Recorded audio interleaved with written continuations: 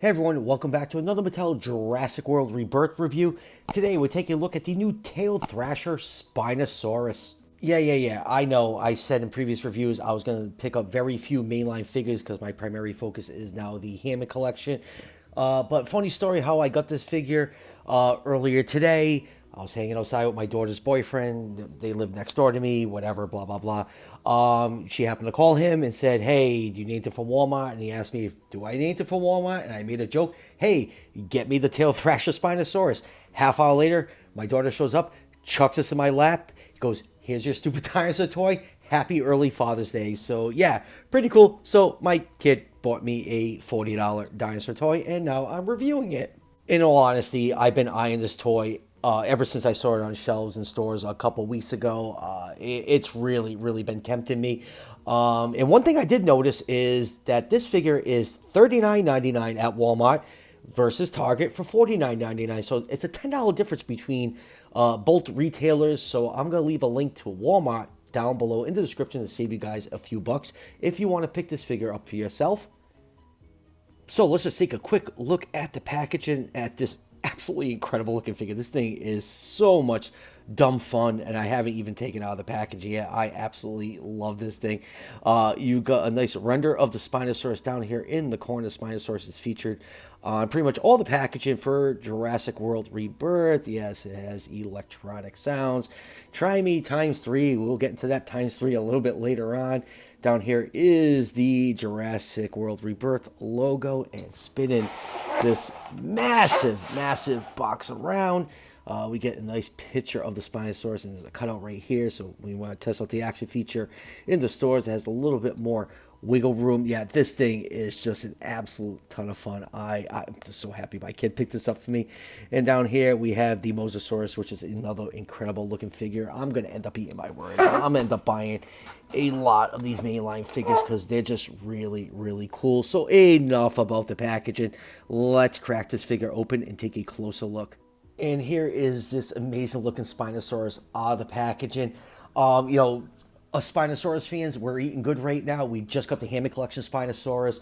The Rebirth Spinosaurus is front and center on all the marketing campaigns. I think there's like 3 versions of this particular Spinosaurus out on the market right now. There's this one, the one in the multi-pack with the human figures. I think there's even a basic one out there. And yeah, this is like, it's so cool to see a pretty much accurate take of what Spinosaurus looks like in the Jurassic line. And like the whole mythology behind Rebirth is, the island is like, the test facility before Jurassic Park. And they made an, accurate Spinosaurus, and then they didn't put it in the park. And then they illegally cloned the JP3 Spinosaurus. So yeah, the lore is, kind of interesting. But yeah, it's just really cool to see like, a paddle-tailed, horizontal Spinosaurus in the Jurassic line.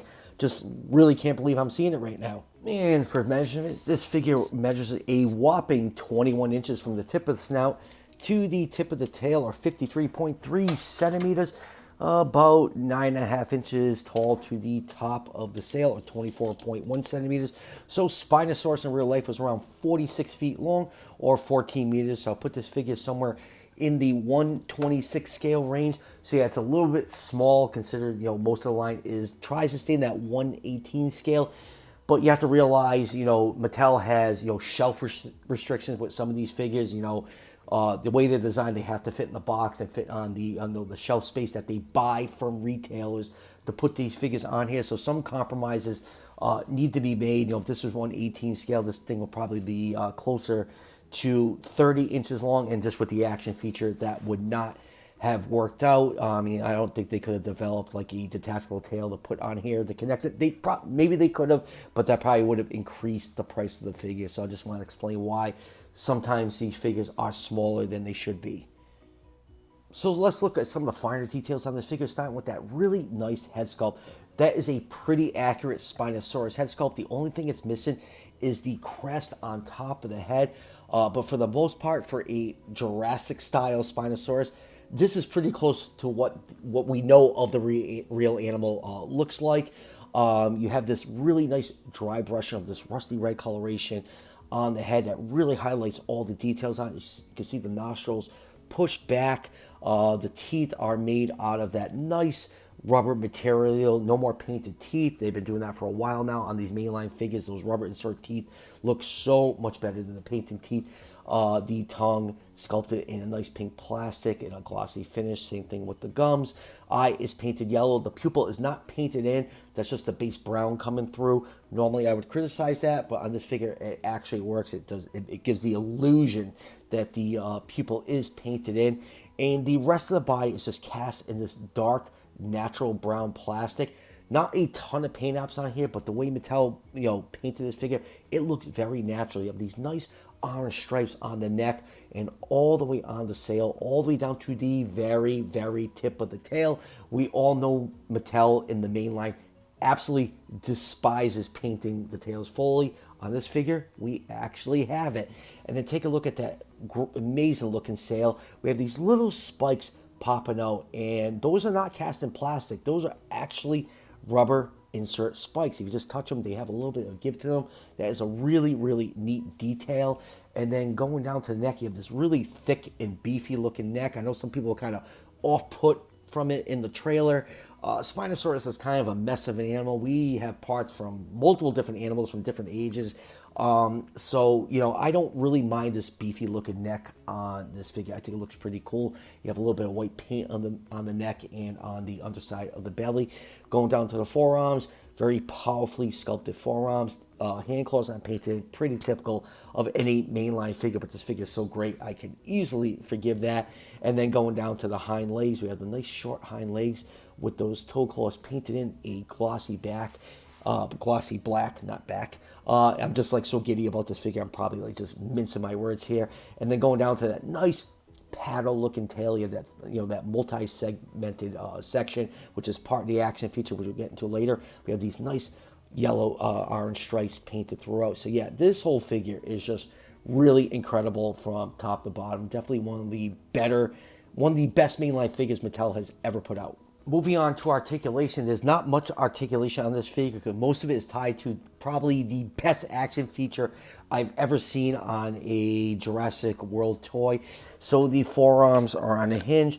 It allows the arms to swing out and they can move backwards and forwards. Hind legs, they're on a very clicky ratchet that does not allow a lot of movement. They go back that far one click and they go forward that far one click, and you have a little bit of ankle rotation, and that is it for the articulation. And since we have the figure lifted up, let's take a look at the scan code for those of you who want to scan this figure into the Fax app.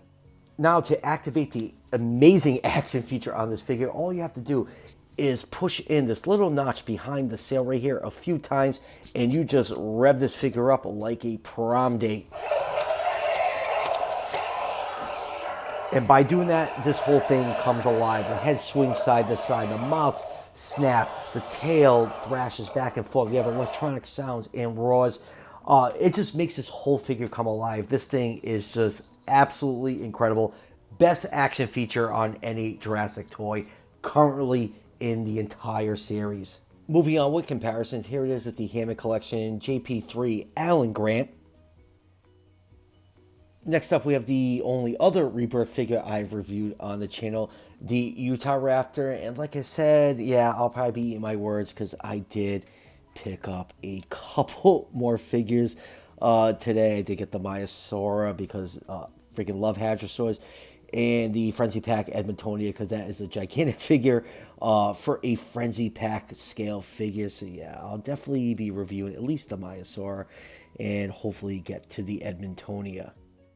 Next up here is a scientifically accurate Spinosaurus figure. This is the Mesozoic life Spinosaurus. And comparing these two figures together, you can see the Rebirth Spinosaurus kind of follows the same body plan of what we know with Spinosaurus. That long horizontal look. They basically share the same sail shape, and they both have paddle tails. Obviously the Mesozoic life one has a longer tail because it is scientifically accurate, and it did not need to follow, the dimensions to fit into a box, to fit on a shelf in the toy department of a retailer, which we have always to keep, we always complain about the short tails of some of these Jurassic World figures, but that is the constraints Mattel has to work with. But yeah, as a whole, The Mattel one is pretty accurate to what a Spinosaurus should look like, and it's really nice to see this design getting put out there to the general audience when Jurassic World Rebirth releases on July 2nd. Next up is a super predator that also lived alongside Spinosaurus in real life, called Kerodonttosaurus, and this blue fellow right here is part of Mattel's Dino Escape line, which came out, I think it was like 3 years ago now. And as you can see, this figure is really underscaled compared next to the current Spinosaurus. These two are always depicted in media as square off against each other. I think they actually meet up in the new Walk with Dinosaur series. I got a couple weeks before it actually premieres in the U.S. I think it's going to be on PBS. But yeah, pretty cool that, we have all this, great variety of species from Mattel. And hopefully one day we get like a properly sized 1/18 scale Kerodonttosaurus, preferably in the Hammock Collection. That'll make me very, very happy. And lastly, here it is with the Hammock Collection Spinosaurus. Kind of crazy that both these figures got released pretty much at exactly the same time. The Hammock Collection one is pretty much a masterpiece in my eyes. It's movie accurate. The articulation is great and like awesome. Paint details all over it. And this Mattel mainline one from Rebirth is, probably one of the best mainline figures ever from them. The action feature is absolutely amazing, and just love like we have this nice accurate looking Jurassic style Spinosaurus versus the movie monster hybrid illegally cloned one from JP3. So it's just so cool just to see both of these together. So final thoughts on Mattel's Jurassic World Rebirth Tail Thrasher Spinosaurus. This is probably one of the coolest mainline figures ever to release. The action figure makes it worth buying this figure alone. Just pushing that button on the sale a few times. The whole figure just comes to life with the jaws snapping, the neck swinging side to side, the tail thrashing, the electronic sounds. This figure is the complete package. It's just incredible. And I just love the the pretty much accurate take on this species, and the paint scheme is great. It's not a heavily painted figure, but the colors that they chose really make like this figure is the complete package. Absolutely love this thing. Thanks to my kid for picking it up for her adult dad. This is going on the shelf. This is definitely gonna be one of the centerpieces on my Jurassic World shelf. Like I said earlier in the review, this figure is for some reason $10 cheaper on Walmart's site for around $40 versus $50 on Target. So the link is down below in the description if you want to pick one of these up for yourself. So that will do it for the review. Obviously, you saw I have a few more Jurassic World Rebirth figures to review. Plus, I got the Hammock Collection Troodon. I will be reviewing those shortly on the channel, so stay tuned for all that. And as always, if you're enjoying the content on this channel, show your support by hitting that subscription button just below the video. Each subscription helps out the channel tremendously, and it's greatly appreciated. And I'll see you guys for the next one.